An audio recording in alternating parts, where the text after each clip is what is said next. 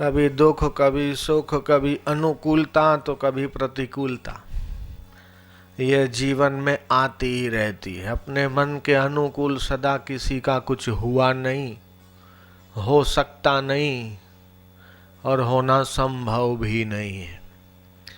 थोड़ा दुख आएगा तो थोड़ा सुख आएगा। ये उतार चढ़ाव, लाभ हानि, संयोग वियोग, ये तो जीवन में चलते ही रहते हैं। लेकिन धन्य है वो कि ये द्वंद्वों से पार जाने के लिए जो ध्यान का सहारा लेता है, योग का सहारा लेता है और महापुरुषों के चरणों का आश्रय ग्रहण करता है, वो संसार सागर से शीघ्र ही तर जाता है। शिव तत्व का ज्ञान, शिव तत्व के चिंतन में जो रत है और शिव की वो शाश्वत पूजा की विधि जो जानता है, उसकी शिवरात्रि तो सफल हो गई, जीवन भी सफल हो गया। मानस पूजन की महिमा विलक्षण है। आत्मज्ञानी ब्रह्मवेता वो निरंतर आत्म शिव का पूजन करते हैं। बिलीपत्र कौन से चढ़ाते हैं? ये सत्वगुण, रजोगुण और तमोगुण, इन तीनों गुणों का बिलीपत्र चढ़ाते हैं उस शिव को। और ये बाहर का जो बिलीपत्र है, ये तो निमित्त है,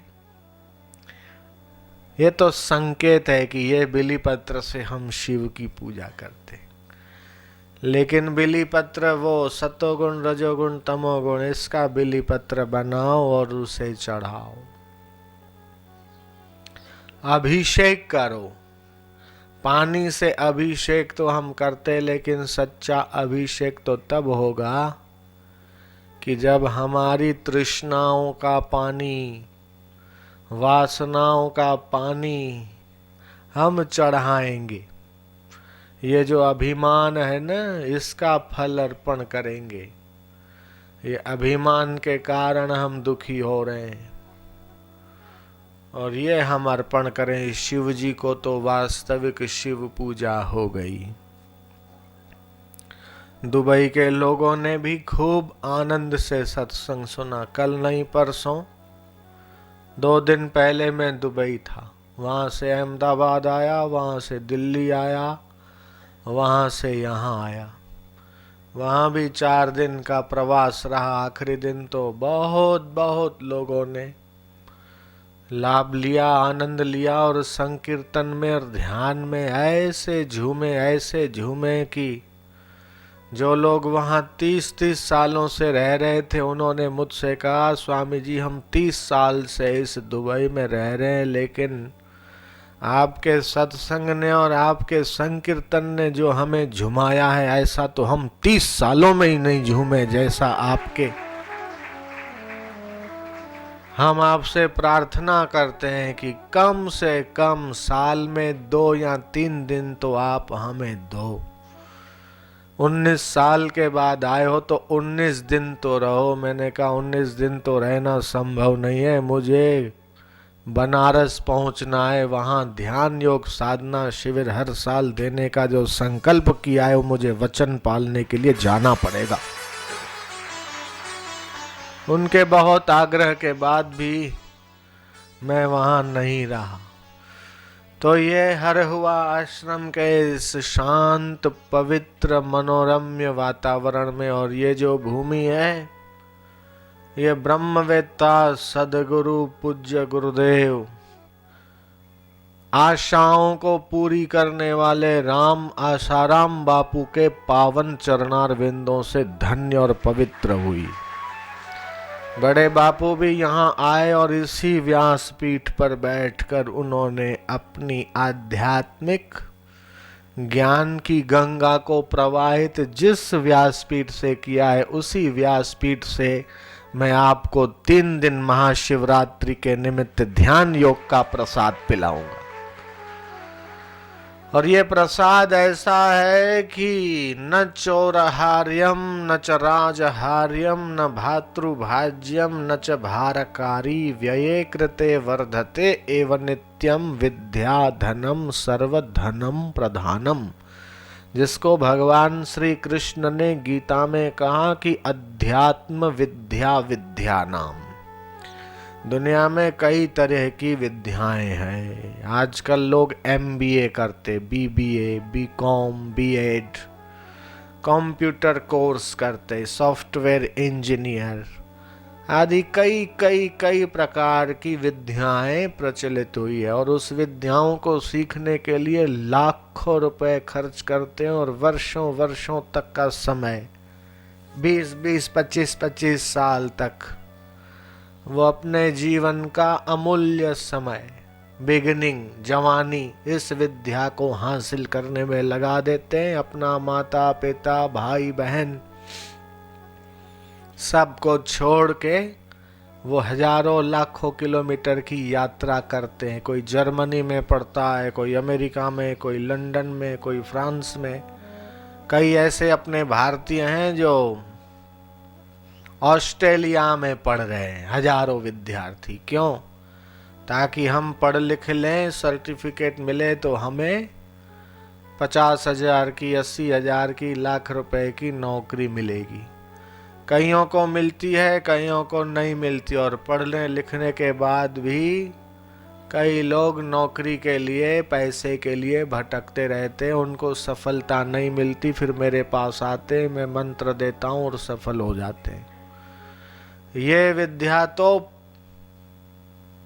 पेट भरने की विद्या है, लेकिन जो ये विद्या दिया जाता है गुरुकुल में, आश्रम में, सद्गुरु के निकट, संत के चरणों में, ब्रह्मनिष्ठ श्रोत्रिय महापुरुषों के सानिध्य में जिस विद्या को दिया जाता है, उस विद्या की महिमा यह है कि उसे न तो चोर चुरा सकता है, न भाई उसका विभाजन कर सकते, न राजा उसको छीन सकता है, न ये विद्या भूली जा सकती है। ये तो सारी विद्याओं की सर्वोपरि विद्या है, सब विद्याओं में उत्तमात्तम विद्या। मौत का बाप भी इस विद्या को छीन नहीं सकता। ये ऐसी विद्या है। MBA करो या दुनिया की कोई भी लौकिक विद्या पाओ तो मृत्यु के झटके के साथ वो विद्या भूल जाएगी। तुम दोबारा मानव शरीर लोगे तो तुम्हें फिर से ABCD 1 2 3 4 पढ़ना पड़ेगा, क ख ग घ फिर से रटना पड़ेगा। पूर्व जन्म का डॉक्टर, पूर्व जन्म का वकील, पूर्व जन्म का प्रोफेसर, पूर्व जन्म का लॉयर, ये नहीं सुना होगा, लेकिन ये आपने जरूर सुना होगा कि ये पूर्व जन्म का योगी है। मानना पड़ेगा, योग साधना करने से आपकी साधना मृत्यु आने पर वो साधना जो है वो छूटती नहीं, मिटती नहीं, घटती नहीं। जितनी यात्रा किया मरने के बाद आप किसी भी शरीर में जाओ, वहीं से यात्रा प्रारंभ हो जाती है। आपको फिर से ABCD की जरूरत नहीं। और हम तो पिछले जन्म के योगी थे। माउंट आबू राजस्थान में नल गुफा में साधना करते थे। नाम था केशवानंद, योगी केशवानंद। और मालपुए बनाए थे, घी खूट गया, कुएं में से पानी मंगाया, डाल दो 1 टीन, और संकल्प कर दिया पानी का घी हो गया। 2 दिन के बाद घी का टीन आया, डाल दो कुएं में, वो घी का फिर पानी हो गया। पूरे माउंट आबू को भंडारा करवाया।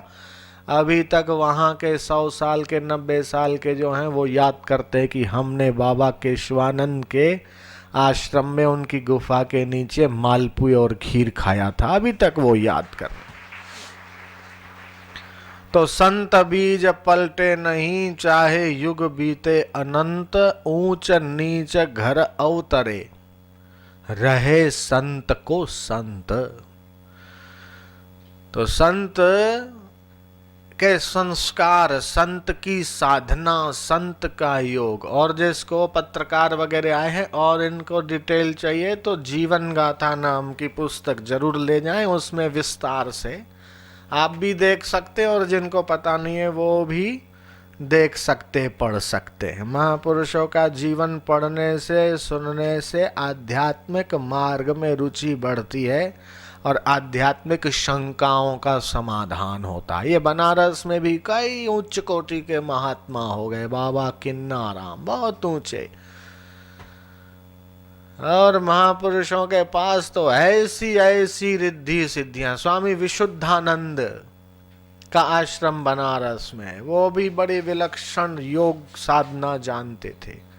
टूटी हुई माला दे दी उनके हाथ में, उन्होंने ऐसे हवा में घुमाई और टूटी हुई माला सेकंडों में जुड़ गई। क्या है? बोले ये सूर्य विद्या है, छाया विद्या, सूर्य विद्या, परकाया प्रवेश विद्या, वाक सिद्धि, ये बहुत प्रकार की विद्याएं हैं। मनुष्य के अंदर इतनी क्षमता, इतनी संभावनाएं छुपी हुई है कि केवल वो 3 या 4% ही विकसित हो पाई है। बाकी की 95%, 95% उसकी योग्यताएं, संभावनाएं दबी पड़ी है। ये आइंस्टाइन कहते थे। उन्होंने कहा कि मैंने भारतीय पद्धति से योग साधना किया, योग अभ्यास किया, ध्यान का कमरा बनाया, स्वस्तिक लगा दिया, ओमकार लगा दिया, दीपक जला के मैं हर रोज ध्यान किया। 5 साल में भारतीय पद्धति के अनुसार ध्यान योग का अभ्यास किया तो मेरे भीतर वो योग्यता और वो सिद्धांत मेरे भीतर आ गए, और वो परमाणु के सिद्धांत मैंने दिए कि जो देखकर सब लोग हतप्रभ हो गए, चकित हो गए। बाकी के 90%, 85 से 90% योग्यता तो मेरे भीतर छुपी हुई है। वो जागृत करने का अवसर मिले तो वैज्ञानिक युग में चमत्कार हो जाए। तो ऐसे ही जितनी उनके पास योग्यता थी वैसी योग्यता आपके भीतर है, लेकिन सोई हुई है। गुरु नानक ने उसे जागृत किया, संत कबीर ने जागृत किया, मीराबाई ने उसे जागृत किया और मूर्ति में से गिरधर नागर को प्रकट कर दिया। मीराबाई मूर्ति में से भगवान को प्रकट कर सकती थी। समर्थ रामदास भगवान का आमने सामने साक्षात्कार कर सकते थे, और आप और हम जैसे बातचीत कर रहे हैं ऐसे भगवान राम से वो बातचीत कर सकते थे। एक महापुरुष के बारे में मैं जानता हूं, उन्होंने हनुमान जी के प्रत्यक्ष दर्शन किए थे। तो वैसी योग्यता, वैसी क्षमता, वैसी संभावना आपके भीतर भी छुपी है, दबी है। सुषुप्त अवस्था में कोई जागृत करने वाला महापुरुष मिल जाए तो आपके लिए भी कुछ असंभव नहीं है। Everything is possible, nothing is impossible, everything possible. ये कौन सा उकदा जो हो नहीं सकता, तेरा जी न चाहे तो हो नहीं सकता। एक छोटा सा कीड़ा पत्थर में घर करे तो तू इंसान क्या दिले दिलबर में घर न करे। तुम भी जो चाहो वो हो सकता। विल फाइंड ए वे, जहां चाह वहां राह। तो कभी निराश हताश मत बनो। रुपए की तकलीफ है, घर की समस्या है, बेटी की शादी नहीं हो रही है, लड़के को नौकरी नहीं मिल रही है, उसको धंधा नहीं हो रहा, दुकान नहीं चल रही, ये नहीं हो रहा, वो नहीं हो रहा। ये संसार तो दुखालय है, दुखों का घर है। जहां औषधियां मिलती है उस जगह को औषधालय बोलते हैं। जहां पुस्तकें मिलती है उस जगह को पुस्तकालय कहते हैं। जहां कपड़े मिलते हैं उसको वस्त्रालय कहते हैं। और जहां ये बंदूक मिलती है, शस्त्र मिलते हैं, उसे शस्त्रालय बोलते हैं या आयुधालय बोलते हैं। ऐसे ही जिस जगह पे रिटेल में नहीं, होलसेल में, फुटकर नहीं, थोक में, जहां दुख ही दुख भरे पड़े हों, ऐसे संसार को भगवान ने दुखालय कहा है। यहां दुख ही दुख है। कभी शरीर में पीड़ा है तो कभी परिवार के लिए प्रॉब्लम कि बाबा क्या करें, ये बेटी बात नहीं मानती, ये सास जो है झगड़ालू है, ये बहू ठीक नहीं है। ये तो संसार सदा ऐसा ही रहेगा। हम लोग संसार में सुख खोजने की कोशिश करते हैं कि सुख मिल जाए, लेकिन जो दुख का मूल है, जहां दुख ही दुख भरे हैं, जहां दुख का ही मैन्युफैक्चरिंग होता है, उस संसार में सुख ढूंढोगे तो कैसे काम चलेगा। फिर भी अगर तुम्हें सुख चाहिए, आनंद चाहिए, तो भगवान ने एक रास्ता खोल दिया। ऐसे दुखालय संसार में सुख का रास्ता खोल दिया कि जैसे जंगल में आग लगे तो बुद्धिमान हाथी तालाब में चले जाते और खड़े हो जाते हैं, तो जंगल की आग उनका बाल बांका नहीं कर सकती, कुछ बिगाड़ नहीं सकती उनका। ठीक उसी प्रकार इस संसार की आग में जलने वाले लोगों के लिए अगर बचने का कोई विकल्प, बचने का कोई रास्ता है, तो वो है सद्गुरु का सत्संग, ध्यान, योग और साधना करेंगे तो इस दुखालय संसार से बहुत आसानी से हम बच जाएंगे। नहीं तो कितने उपाय कर लो, बच नहीं सकते। आश्रम है अपना नारायण साईं संस्थान के नाम से, विरार पूर्व में, थाने जिले में पड़ता है। बंबई के, अहमदाबाद से, सूरत से जब बंबई प्रवेश करते तो पहला स्टेशन पड़ता है विरार। वहाँ के हरि बाबा महाराज भी बहुत उस सत्संग में कई लोगों को मार्गदर्शन करते, यज्ञ याग कराते, हवन कराते, और काफी लोग उनको मानते जानते। वो भी सत्संग शुरू हो उससे पहले आ जाएं, सत्संग के बाद जाएं, सुबह शाम नित्य वो सत्संग में आते। और जब ध्यान कराया जाता तो हमने देखा कि वो रो रहे, आंखों से आंसू। तो मैंने देखा कि इतने बड़े, पूरी दाढ़ी उनकी सफेद यहाँ तक, नाभि तक की तो उनकी दाढ़ी, और बाल भी कंधे तक के बाल, और बड़े वहाँ के जाने माने बाबा, हरि बाबा उनका नाम है। मैंने उनसे पूछा तुमको कैसा? बोले आपके ध्यान योग में जो अंदर का अनुभव होता है, ऐसा अनुभव तो मैंने कहीं नहीं देखा स्वामी जी, इसलिए मैं बार बार आपके सत्संग में आता हूं। वो 3 दिन का कार्यक्रम जब पूरा हुआ तो वहां से 20-25 किलोमीटर नजदीक है वज्रेश्वरी। वो वज्रेश्वरी जहां के निकट है गणेशपुरी, और गणेशपुरी में हो गए भगवान नित्यानंद बाबा। जो नित्यानंद महाराज ने मुक्तानंद को शक्तिपात की दीक्षा दी, और उनका अमेरिका में आश्रम है करोड़ों रुपए का। अभी उनकी गद्दी पे स्वामी चिदविलासानंद बैठी हुई है। गणेशपुरी वज्रेश्वरी में गर्म पानी के कुंड है, वहां जो स्नान करता है उसके चर्म रोग मिट जाते, चर्म रोग। तो उसी जंगल में पहाड़ियां हैं, और उन्हीं जंगल में, घने जंगल में बाबा का आश्रम है, पारसी बाबा का। वहां सुबह सुबह में भ्रमण करने गया।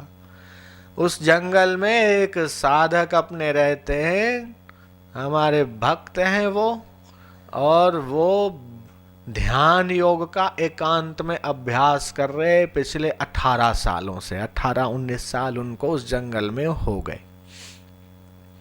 तो वो आजकल ये प्रयोग करवाते हैं कि आप ध्यान में बैठो, और ध्यान में बैठे बैठे अपने दुकान पे आप होके आ सकते हो, अपने घर पे जाके आ सकते हो, यहाँ बैठे बैठे। आपको इस शरीर से जाने की जरूरत नहीं। आप अपने सूक्ष्म शरीर से, आपकी ऑफिस में, आपके घर में क्या चल रहा है, आप वहां जाके देख के आ सकते हो। आपकी पत्नी लौकी काट रही है कि आलू की सब्जी बना रही है, आप यहाँ बैठे बैठे बिना फोन के आप देख सकते हो आपके घर में कितने लोग हैं, क्या बात हो रही है, क्या कर रहे हो। और फिर आप वापस आके उनको फोन करो कि तुम अभी रोटी बना रही हो, तुम अभी सब्जी बना रहे हो। बोले तुम्हें कैसे पता? बोले हम ध्यान से तुमको देख के आ गए। ये सफल परीक्षण वहां हो रहे हैं। तो वो भी वहां आए थे पारसी बाबा के आश्रम में, और उन्होंने खूब प्रसन्नता व्यक्त की। बोले बाबा हम तो भीड़ भाड़ में नहीं जाते, भीड़ में जाएंगे तो थोड़ा साधना में विक्षेप होता है, इसलिए हम एकांत में जंगल में रह के अभ्यास करते ध्यान योग का।